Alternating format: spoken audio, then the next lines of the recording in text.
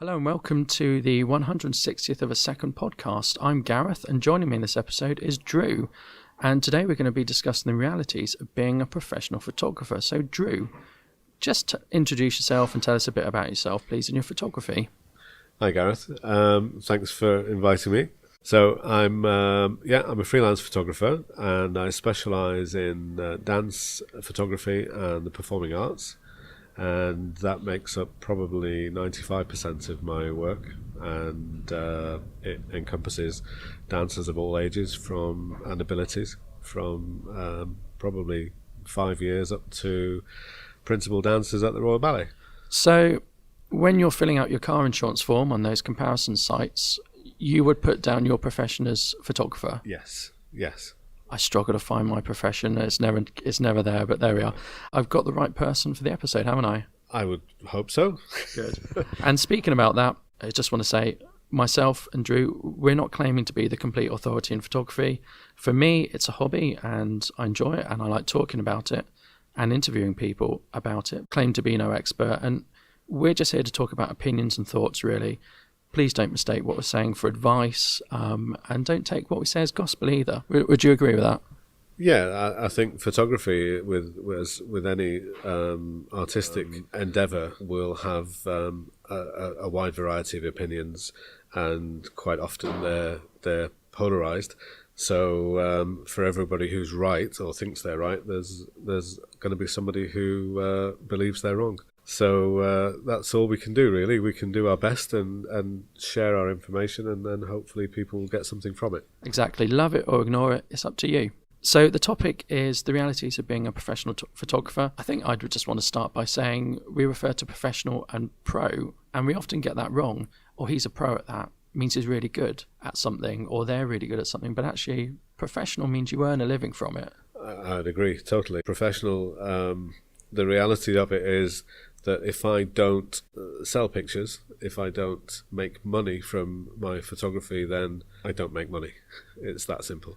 So does that cause a pressure? The reality is yes, but how you deal with it obviously is the main, it depends how you absorb that pressure and what you allow that to become. Personally, I decided some time ago that I would try and eliminate stress from my life. And you thought the best way to do that was to become a professional photographer, is that correct? That wasn't actually the process in terms of using photography as a way to eliminate stress. It was more a realization that if I allowed the pressures of the freelance life or the freelance lifestyle to get to me, then that it could well be a slippery slope.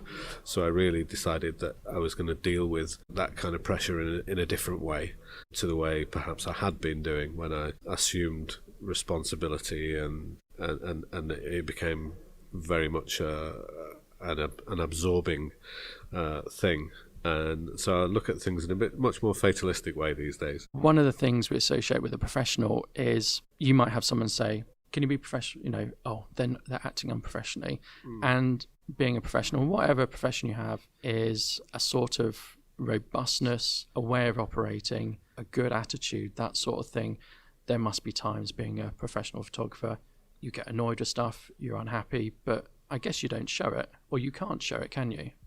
I think you have to be you do have to be a diplomat, and there are there are stories of photographers that perhaps as they climb the ladder and some that become famous, their reputations they develop reputations for being difficult or for being one thing or another. And when I hear things like that, I often wonder why they need to be that way. So I certainly don't see the need to be that way. I think the most important thing is that the people that you're working with, your clients, that they perceive you as being good to work with and easy to work with, and so the more that you can do to create that environment, then the better it is all round. That's the kind of thing that gets you rehired, and that and great pictures. And it is about, I suppose, for a professional, about getting hired. I'm going to use the analogy of a plumber. Now, I could attempt to do the plumbing in my house, and it might take me a whole weekend, and I might be worse off for engaging in plumbing Whereas I could hire a plumber and it would take 2 hours and they've done a good job and I know they've done a good job. Is it the same with a professional photographer? Is it if you don't hire a professional, you're taking an element of risk and that's reduced by hiring a professional? Well, I think the thing with photography now and the way technology has changed photography is that there are a significant number of very talented people that do their photography as a hobby and have no desire to do it for a living. I'd say that's me. The talented, the hobby, the design not to do it for a living. You've summed me up there, Drew. Yeah, well, there, and you're clearly not alone. And some of the people who are, their photography is just phenomenal. The work that they produce is absolutely outstanding, and that's fantastic. The question is, given the situation dictated by somebody else and a requirement dictated by somebody else, can you deliver what they want, when they want it, and for the price they want it? And then that's really more what being a professional photographer is about. I'm picking up on consistency. You might have one amazing shoot, but don't you have to deliver that every time if you're a professional? Well, you have to deliver what the client wants, and if in a lot of cases it's also about adding value, depending where you are on the on the totem pole, as it were, depending how high up you are and what kind of clients you're working for. At the sort of day-to-day level, there are clients that quite often need educating as to where the value is, because when somebody contacts you and says, how much does it cost for a couple of hours of your time to shoot some pictures for XYZ, your first inquiry is, what do you actually need? Because quite often that couple of hours that they think they need is really a full day shoot and another day's processing. So there is a process of education that needs to take place as well. So you've got to be able to analyse that and work out what it is that they might need before you say yes to a job. And I think that's another facet that as a hobbyist photographer, you're only concerned with your output and what the end result looks like and does it satisfy you. Whereas the considerations are much more broad when you want to earn money from it. Of course, and it sounds like there's a great deal of sort of, and you probably, the more you do this, the better you get at it, reading in and understanding what people want when they don't necessarily know what they want, and you probably get better with that with experience, I'd imagine. Yeah, quite often the client not knowing precisely what they want is fairly common. And when somebody says, well, yeah, I just thought I'd like some nice pictures, maybe you could just take some nice pictures, and they've clearly not asked themselves what actually a nice picture is. We all suffer from this. People know what they don't want, but people don't know what they do want. Do you agree with that? Yeah, that's certainly a factor as well. So you've got to, I think part of your job is to guide and to help people realize what they can get, what they can achieve, what you can do for them, but also at the same time, where the cost implications are of that, so that so that we're sort of in a realistic, the discussions are in a realistic area, because quite often if you went in and somebody says, how much does it cost for this?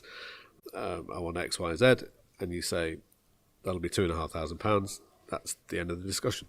It's you could simplify it by talking about wedding photography, and people say that the old chestnut is, oh, that's not bad for a day's work, is it? It's not a day's work though, is it? It's everything else that goes into it. I've actually shot weddings, and they are grueling doing a wedding. They're always in summer. Yeah. I'm completely unfit. Yeah. You've got to lug around all that heavy equipment. You're there for 12 hours. If you're lucky, you get lunch. I mean, when I go to a wedding, I hate going in for that photo. I'd rather be at the bar. It's not your photography that's the hard bit.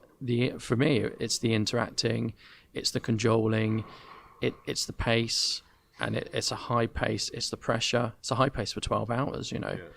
And then you get home, and yeah, done quite well. And then the work Now you've got starts. to edit it, and the work starts. So This is why.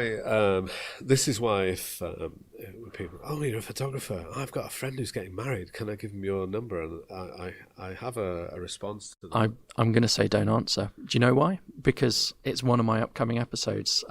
Should you photograph your friend's wedding? So we're not going to talk about that today. I can see you really want to talk about it. Well, no. Just to close the wedding topic, to be honest, because my reaction to that question is, I give them a response that I make a face that looks like I've got indigestion. So you give them the indigestion face, and they go, "Oh, not your thing," and I go, "No, not really." And so that's the way I deal with wedding inquiries. And I just want to say for that, we were obviously in a podcast and you couldn't see Drew's face there, but it was a face that would put me off as well.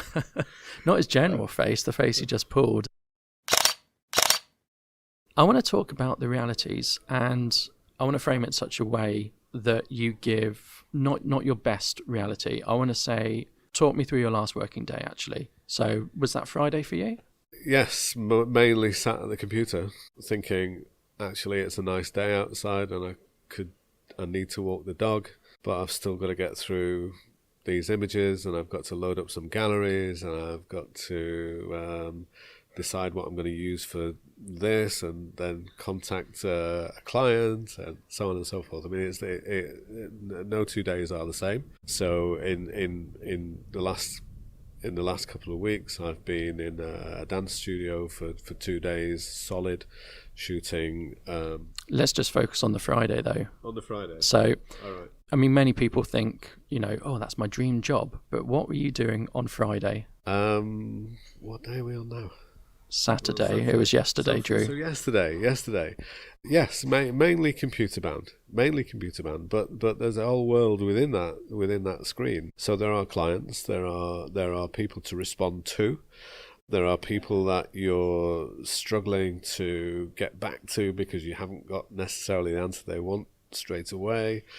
There's processing to do. It sounds very cluttered, and it is, because there's also the ongoing task of thinking about how you're going to be marketing and promoting your services for the months to come. So it carries there's a whole variety, and I think most people in a creative sphere are quite often disorganized, and that's a feature as well. Do you mind me asking, and you don't have to answer this if you don't want to, do you work from home? Yes, yeah. And does that bring additional challenges? Well, I've had a studio, and I at the time I thought that having a studio, having somewhere to go to work every day, just like going to the office, would be an advantage. And in actual fact, it was. It wasn't particularly.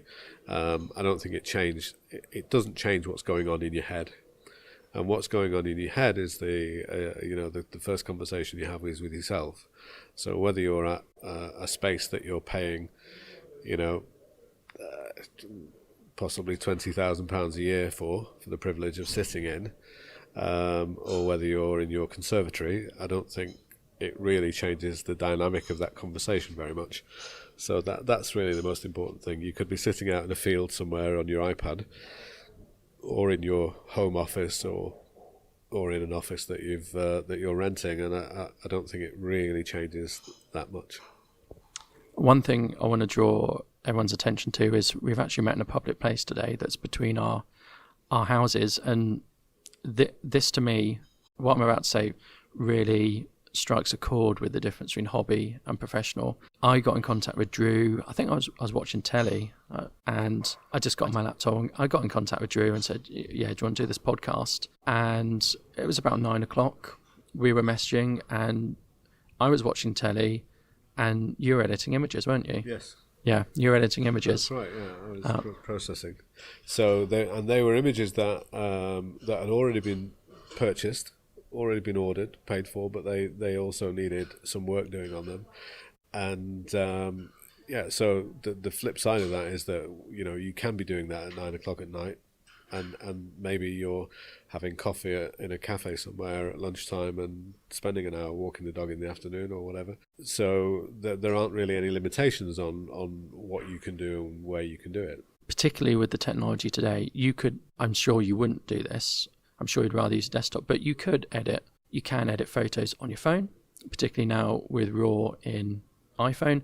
You can have a very portable laptop, you can have a very portable tablet, and you can edit anywhere, particularly if you have Lightroom Mobile. I don't know whether you use that. And in all jobs, we're finding the distinction between home and work is getting murkier and murkier. Absolutely. And that must be dreadful for you. No, it's something that you have to manage. One of the benefits I found was when my youngest daughter was at infant school, and we'd had our relationship wasn't. She was definitely a mummy's girl, and Danny was just almost like somebody who was in the way from time to time. And I started taking her to school and picking her up every day, and in a very relaxed and leisurely way. We'd walk to school, we'd walk back, and we'd have fun on the way there and fun on the way back, and it completely transformed our relationship. So that could never have happened had I been working in a full-time sort of go-to-work environment. That just would not have been an option. So in some respects, there are some great benefits. And I think the downside is, of course, when your wife and kids come home from their day at school and at work, maybe they think you've been at home all day, and that. Why haven't you loaded the dishwasher, Drew? I'm guessing that kind of thing, or simple things like that. That well, you've been home all day. Yeah. Do you get your weekends free, or are you working weekends? I'm working weekends. Any day is a work day. Any day can be a work day, but at the same time, any day can be a day of leisure.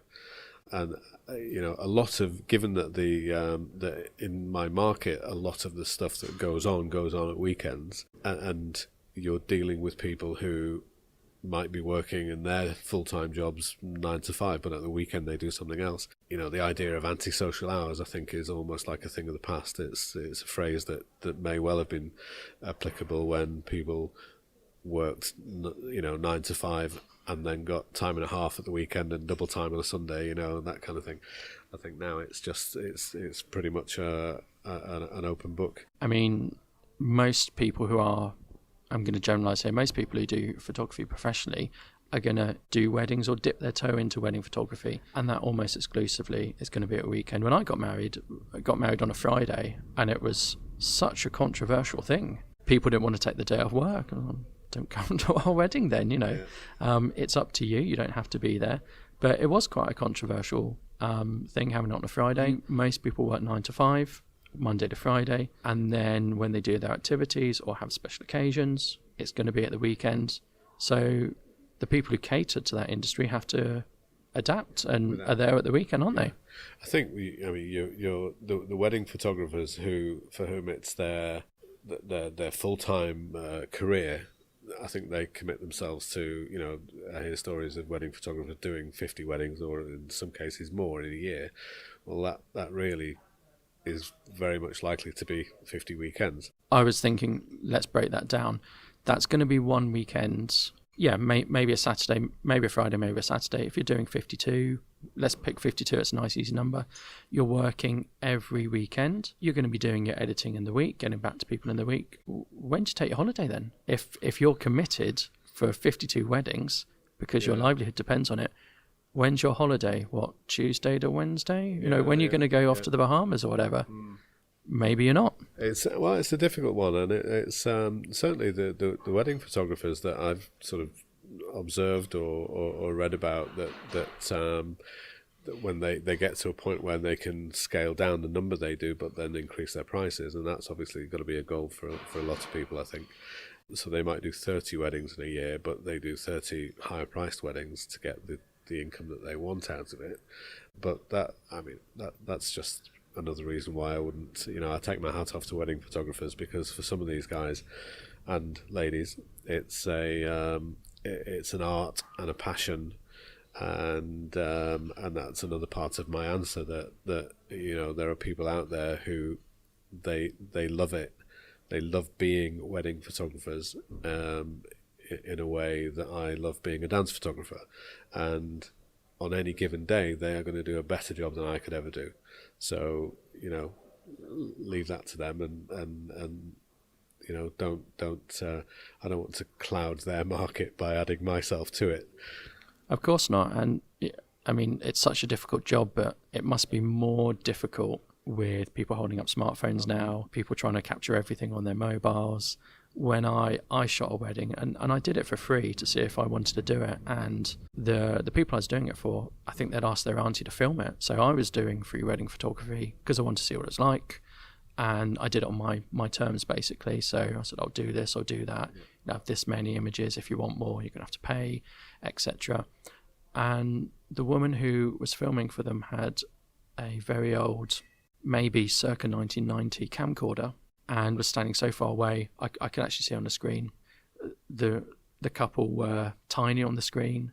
She couldn't capture the sound because she was so far away, and she stood in front of every one of my shots. And I got good shots, but I wonder whether her footage was, you know, it would be an hour of people sat in chairs and things like that. Yeah.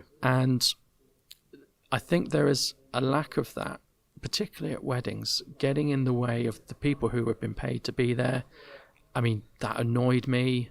I did another wedding, and I was paid something for it, and all throughout the day I had someone following me around saying, "My camera's better than that." I think it's a thankless task. It's one of those things that you know, it goes back to having to be a diplomat. Because if you haven't got that sense of diplomacy, you're going to upset people as they upset you. I can only imagine. It would be. It is frustrating when people decide that what they're doing is they're making a statement that they don't want your service because they're quite happy doing it themselves, and but they're making that statement while you're there. And this goes back to a point I made earlier. It's about that professional attitude. With people like that, you've got to be quite firm in what you say, but not upset them. So the classic phrase is, well, let's not ruin it for the people. You've come here for Debbie and John. Let's not ruin their images of a lifetime that they're going to look back on by, you know, doing this or getting in the way. You know, they'll want to look at this in 10 or 15 years. I think you're reminding me, Gareth, of why I won't ever be a wedding photographer. I'm reminding myself, actually. Yeah, absolutely.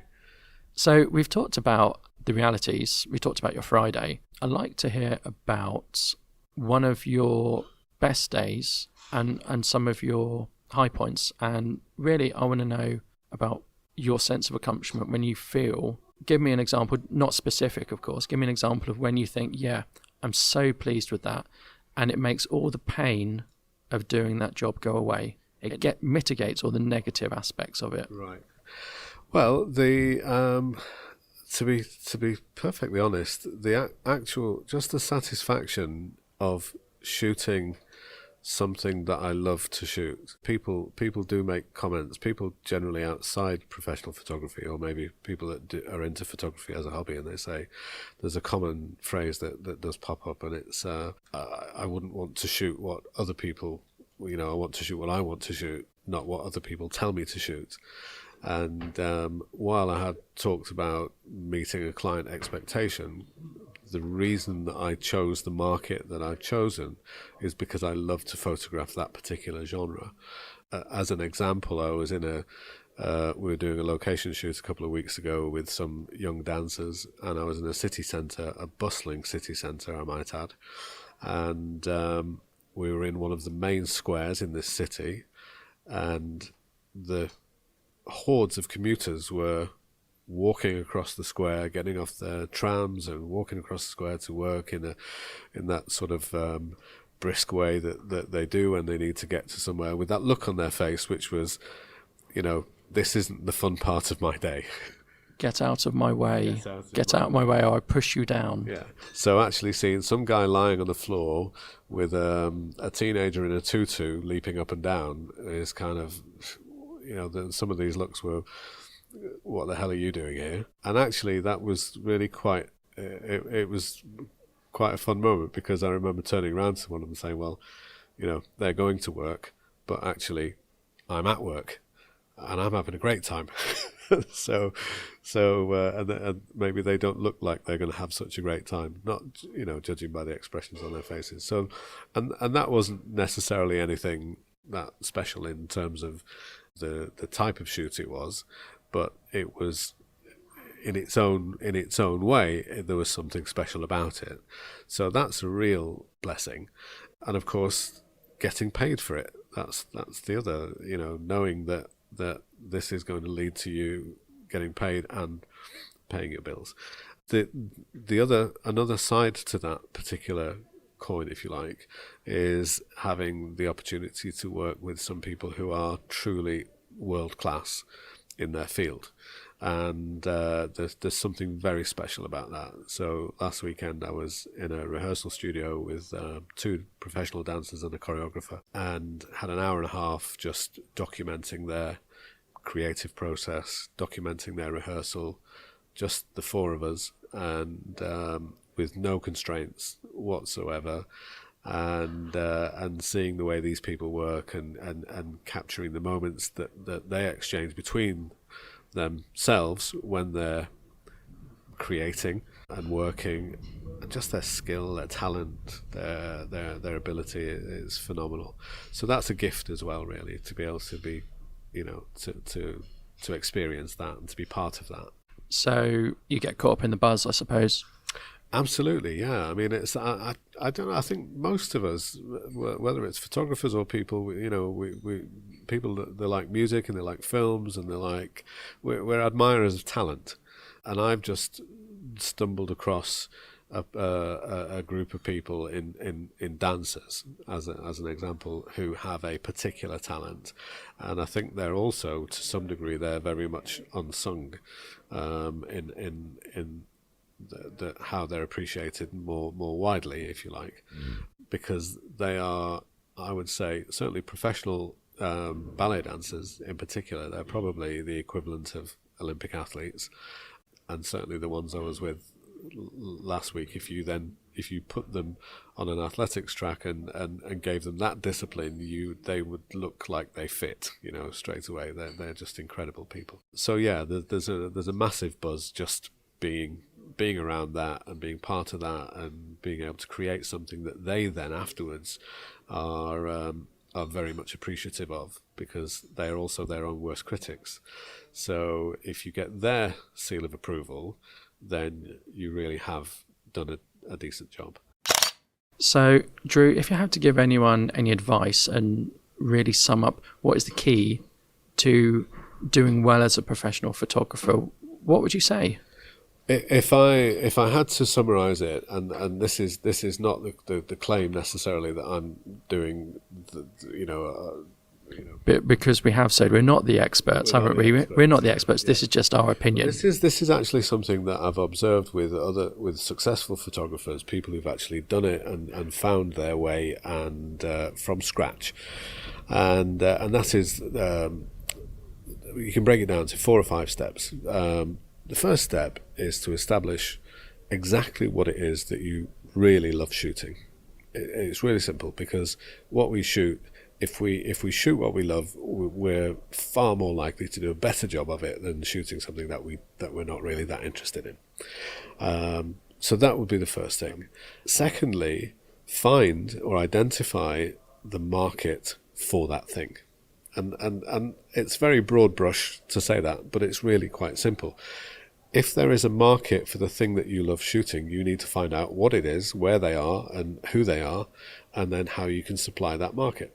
Thirdly, contact and make contact, connect with that market in as many different ways as you can, on as many different levels as you can, as frequently as you can. Actually, that's tip number 4.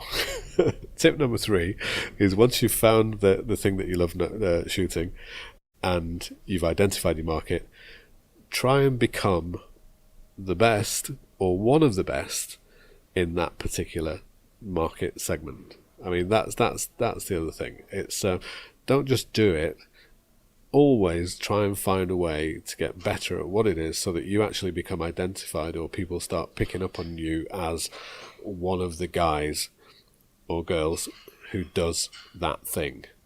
So to become synonymous with that market, then Absolutely, yeah. You're the this guy or that guy. You know, the go-to guy. Go-to guy for that particular thing. Whether it's architecture, whether it's weddings, whether it's portraits, there are people who have become successful in specific fields like that, who are known for those kind of things. They've made themselves into that thing. It's not that the public have made them; it's they've made themselves into that particular thing. So you've gone through those 3 steps. So then step 4 then would be the connecting and with your market on as many levels as possible, as frequently as possible, and find a way of delivering to that market what it wants in a manner that will enable you to get paid what you want. That in itself is it sounds like the Holy Grail, and in some respects it is, but there are quite a lot of people that I've seen who try to give a market what it wants, but in a way that they don't want it. So it's like, this is what I do and these are my rates, and then they wonder why the phone isn't ringing, or they wonder why they're not getting the bookings. You've got to look at that market and go, well, what's the best way for the people to get what I'm offering in a way that's as pain-free as possible. And this really comes down to pricing and how you structure your offer, and of course that can be different for different markets, different demographics, different locations as different locations, yeah. So that's really part of the job, is for you to analyse and to understand what works for whom, because it's not a one size fits all. So have you ever turned work down then? Yeah. And let me preface that, within your niche. Within my niche, yes, yeah, absolutely. There are people that have said, well, you know, the people here won't, they won't accept that, or they won't see it that way, or they won't see the value in that, and sometimes you have to sort of say, well, okay, you know, in a couple of cases I've actually proposed other people for them. So actually, if you speak to this guy, he might be able to do it for you. And in some cases, I've been able to refer a friend. So another photographer who operates in the same field, and say they're looking for somebody, and they don't want to do. They don't want to go with my proposal, but you might be able to do something for them. So they go along, they do the job, and then whether it works or not remains to be seen. And I guess that gets reciprocated back to you from your friends. Yeah, you know, there's a thing about photography that I find that can be quite insular. We're all working. Quite often, we're working in isolation, and we see other photographers as competition.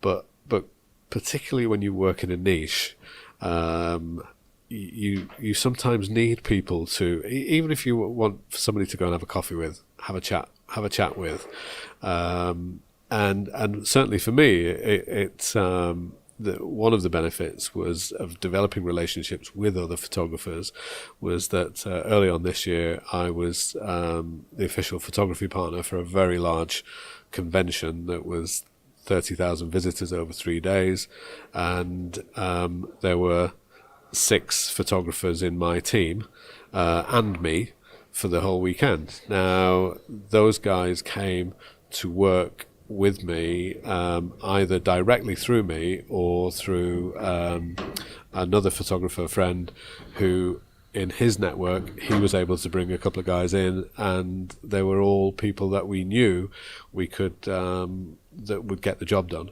And if you're working in isolation and you're not prepared to do that, then that type of thing will be a struggle.